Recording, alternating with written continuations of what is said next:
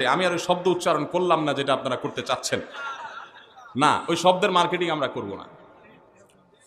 আমার যাই হোক, যেটা বলছি যে একটা হাদিস আছে যেটা সনদি মুহাদ্দিসরা কেউ আপত্তি করেছেন, যদিও লা সালাত আলি জারিল মসজিদে ইল্লা ফিল মসজিদ, মসজিদের আওয়াজ শোনা যায় সেটা পর্যন্ত মসজিদের প্রতিবেশী বলা হয়, তার জন্য মসজিদে এসে নামাজ না পড়লে, বাসায় নামাজ পড়লে তার নামাজ হবে না, মানে পূর্ণাঙ্গতা পাবে না।